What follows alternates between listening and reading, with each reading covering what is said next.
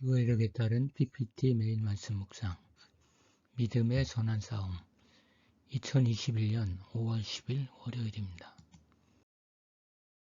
오늘의 말씀 신명기 7장 1에서 11절 디모데전서 6장 11에서 12절입니다. 오늘의 말씀 첫 번째 본문 신명기 7장입니다.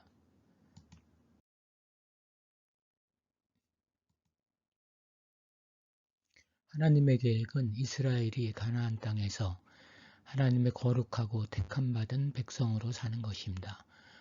앞서 여호와의 주권을 강조하고 이스라엘의 절대적 순종을 역설한 만큼 그 토대 위에서 가나안 정복의 거룩한 전쟁을 계시할 수 있게 되었습니다. 여호와께서 이스라엘을 택하십니다. 그들을 거룩한 백성, 당신 기업의 백성으로 삼으셨습니다. 여기에 거룩함이란 원래 하나님만을 위해 따로 떼어 놓음이란 의미가 있습니다. 이 같은 특성을 하나님이 이스라엘에게 부여하셨기 때문에 이스라엘은 다른 민족과는 구별되는 특별한 존재가 된 것입니다. 자기 기업은 원래 개인의 소유물을 뜻하는 것이었는데 조약 문서에서는 신이나 왕에게 속한 종속 관계를 뜻하게 되었습니다. 이스라엘은 여호와가 택한 자신의 특별한 소유물, 즉 재산이 된 것입니다. 그들이 강해서가 아니라 오히려 모든 민족 중에서 가장 작습니다. 하나님이 이스라엘을 택하실 만한 이유는 하나도 없습니다. 다만 이스라엘을 사랑하심으로 자기 백성을 삼으신 것입니다. 하나님이 이스라엘을 선택하신 것은 하나님의 사랑 때문입니다. 왜 하나님의 사랑이 이스라엘을 선택하게 되었는가? 이것은 하나님만이 답변할 수 있는 신비입니다. 그리고 당신의 백성으로 하나하나씩 만들어 가십니다. 먼저 다른 족속을 쫓아내고 그들이 살 곳까지 마련해 주십니다. 그들 민족이 이스라엘을 더럽히지 않도록 주의를 주십니다. 그것은 크게 세 가지입니다. 첫째, 그들과 조약을 맺지 않는 것입니다. 둘째, 그들과 혼인해서는 안 된다는 것입니다. 셋째, 우상과 그 제단을 허무는 것입니다. 이것들은 민족이 사라져도 오랫동안 영향을 끼칠 수 있는 것들입니다. 이스라엘은 여호와 하나님을 섬기지 않는 이방인들과는 철저히 구별되어야 하며 그들과는 어떠한 형태로든지 접촉할 수 있는 타협점이 이루어질 수 없는 것입니다. 그런 것을 예측한다면 그들을 불쌍히 여기지 말고 진멸을 해야 합니다. 세상적으로 보면 이스라엘은 이방 족속들의 멸망을 대가로 세워진 나라입니다. 가나안 원주민들이 누가 어디에 사는지도 정확히 알 수 없으나 한 가지 분명한 것은 그들은 모두 이스라엘보다 수가 많고 힘이 세다는 것입니다. 그럼에도 말씀은 여호와가 이들보다 더 힘이 강한 분으로서 자신의 약속을 실현시키기 위해 그들을 물리치실 것이라고 말합니다. 가나안 본토민들을 완전히 진멸시키라는 것은 고대 세계에서 전쟁은 신과 신의 싸움이며 상대방 나라의 모든 생명체는 그 땅을 주관하는 신에게 속한 것이기 때문에 그것은 완전히 진멸되어야 하는 것입니다. 그 길만이 어느 한 신의 절대적인 승리를 보장하는 길이며 다른 신의 존재를 인정하지 않게 되는 것입니다. 본토민과 어떠한 언약도 맺지 말라고 하는 명령도 같은 맥락에서 나온 것입니다. 즉 본토민과 계약을 맺을 경우에는 본토민 신이 증인으로 채택됨으로써 상대방 신의 존재를 인정하는 결과가 되는 것입니다. 그러기에 이 구절은 이스라엘의 철저한 독립과 여호와의 배타성을 잘 보여주며 이스라엘은 다른 신의 존재를 인정하지 않는 상황에서 여호와만을 섬기게 되는 것입니다. 이방인과의 접촉이 위험하다는 것은 바알브올 사건에서 보듯이 마음 약한 이스라엘 남자들이 쉽사리 이방 여자의 꾀임에 빠져 여호와를 저버리고 이방신을 섬기게 된다는 데 있습니다. 주사는 원래 기둥이라는 의미로 풍요 종교에서는 남자의 성기를 상징하고 있습니다. 하나님은 이스라엘을 바로의 손에서 속량하셨습니다. 여기에 속량은 원래 사람이나 짐승을 돈을 주고 죽을 자리에서 구해내는 것을 말합니다. 이스라엘이 이제 노예 생활에서 해방받은 것입니다. 그러기에 이스라엘은 완전히 여호와의 속량물이 된 것입니다. 여호와를 신실하신 하나님이라고 말합니다. 그는 믿을만하며 약속을 지키는 분임을 말합니다. 그는 또 계약을 지키고 사랑을 베푸시는 분이십니다. 사랑의 히브리어 헤세드는 주로 인간을 향한 하나님의 꾸준하고 불변한 사랑을 나타냅니다. 이 말이 영어로는 loving kindness로 풀이됩니다. 여기서는 인애로 표시하고 있습니다. 하나님의 신실한 백성은 두 가지 특색이 있습니다. 하나는 하나님을 사랑하는 것이고 또 하나는 그의 계명을 지키는 것입니다. 하나님께서는 계명을 지키는 자에게 천대까지 자신의 사랑을 베풀어 주실 것입니다. 하나님은 우리를 택하신 족속이요 왕같은 제사장들이요 거룩한 나라요 그의 소유된 백성이라고 하십니다. 이스라엘 백성과 유사한 신분입니다. 이스라엘의 거룩한 백성으로서의 지위를 위협하는 가나안의 7 족속들처럼 우리 영혼을 오염시키고 타락시키는 저마다의 약점들이 있습니다. 그리스도교에서는 7가지 죄의 씨앗을 말합니다. 교만, 질투, 분노, 나태, 탐욕, 폭식, 색욕이 그것들입니다. 이것들이 씨와 같아서 자라나 영혼을 좀먹어 망치게 하는 것들입니다. 그것들에서 자유롭지 않는 한 언제라도 다시 싹이 터 나올 것입니다. 오늘의 말씀 두 번째 본문 디모데전서 6장입니다. 바울은 에베소의 대적자들을 공격했습니다. 그들은 부정확한 교리를 가르치고 불건전한 추론을 조장하고 있었고 논쟁을 병적으로 일삼으며 마음이 부패하고 탐욕으로 가득 차 있고 믿음을 버리고 자기 자신을 가학했습니다. 하지만 하나님의 사람 디모데는 이 모든 것들에서 피하여 의를 추구하고 자신이 세례시의 많은 증인들 앞에서 행했던 선한 고백을 기억하면서 계명을 순전하게 지켜야 합니다. 사도 바울은 디모데를 하나님의 사람이라고 부릅니다. 그가 하나님의 사람이라고 불릴 만한 사람이어서인지 아니면 하나님의 사람이 되라고 하는 바람을 나타내는 말인지는 확실하지 않습니다. 그러나 후자의 경우라면 상대를 판단하는 말이 되기 때문에 무리합니다. 그러니 후자의 의미로 사용하지는 않을 것입니다.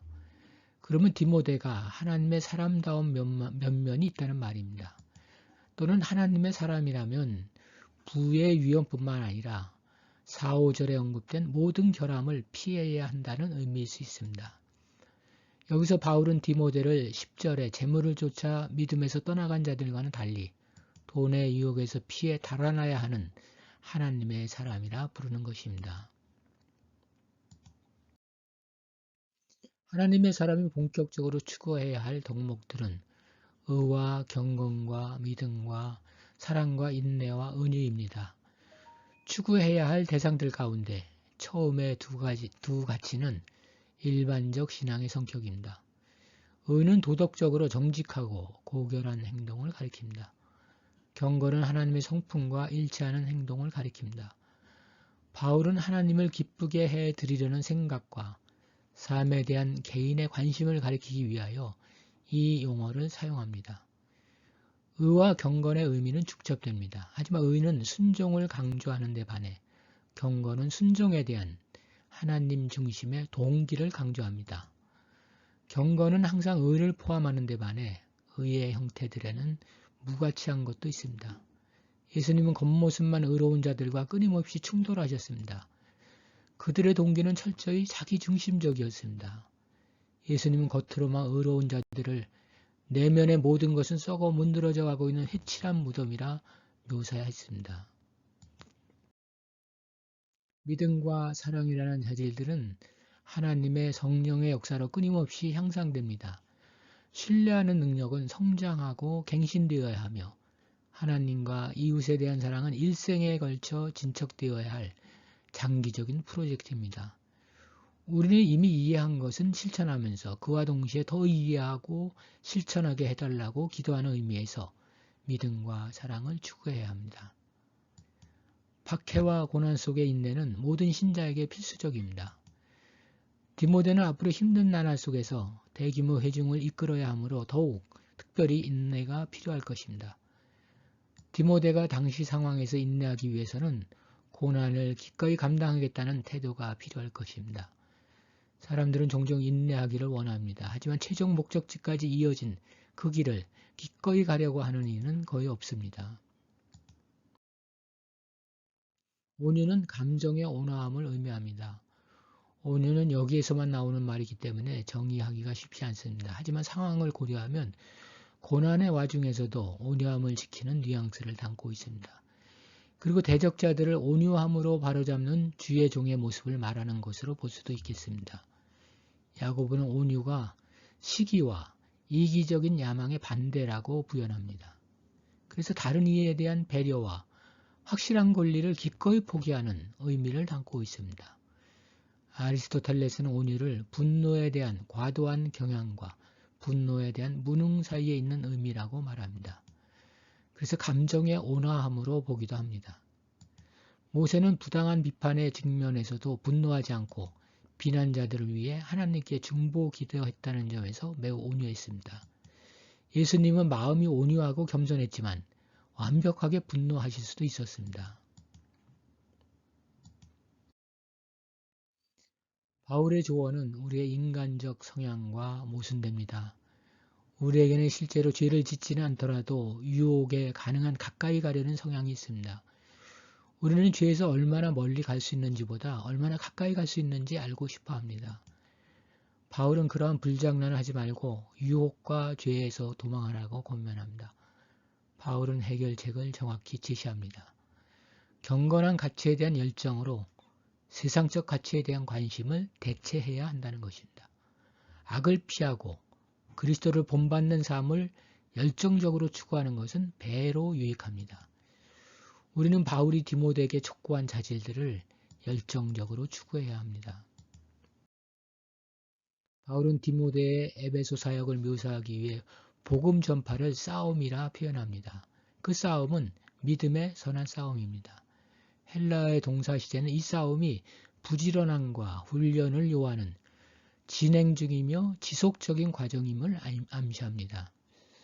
싸우라는 말은 상을 얻기 위해 경쟁하다는 뜻입니다. 이 말은 운동 경기나 군사적 환경에서의 용어이기도 한데 상을 얻기 위해 단련을 하고 분투해야 한다는 의미가 담겨 있습니다. 이는 고통스럽고 경쟁이 치열함을 암시합니다. 운동선수들은 훈련의 고통, 준비의 긴장, 좋은 성적을 내야 한다는 부담감을 갖습니다. 운동 경기와 마찬가지로 그리스도인의 섬김에는 훈련과 희생이 필요합니다. 우리가 그리스도의 인도하심 아래 선수가 될 것인지 혹은 단순한 관중이 될 것인지 규정하는 것은 주로 우리의 훈련과 순종에 달려 있습니다. 디모데는 이미 다른 이들이 시작한 싸움을 계속 이어받을 것입니다. 오늘날 신자들은 디모데와 바울이 일생을 바쳐 수행한 그 싸움을 계속하고 있습니다. 영생은 디모데가 회심하는 순간에 시작되었습니다. 우리의 경우도 마찬가지입니다. 우리가 구세주로서의 예수 그리스도에 대한 믿음을 고백할 때 영원한 생명이 시작됩니다. 디모데는 그리스도를 구세주로 고백할 때 갖게 되는 그 영생을 계속 붙들어야 합니다. 그리고 그것을 완전히 취해야 합니다. 즉 영생을 완전히 사유하라는 것입니다. 디모데는 믿음의 선한 싸움을 위해 많은 증인 앞에서 선한 증언을 하였습니다.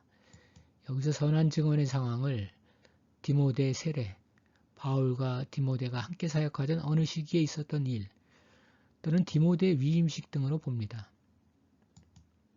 바울은 그리스도인의 삶을 묘사하기 위해 피하다, 따르다, 싸우다, 취하다와 같이 운동 경기에서 차용한 의미가 적극적이고 강한 동사를 사용했습니다. 어떤 이들은 그리스도교가 하나님이 역사하실 때까지 기다리는 수동적 종교라고 생각합니다. 하지만 우리는 용기를 갖고 하나님의 뜻에 순종하며 해야 할 바, 옳다고 생각하는 바를 실천하는 적극적 믿음을 가져야 합니다. 지금은 행동해야 할 때가 아닙니까? 주저하지 맙시다. 행동합시다.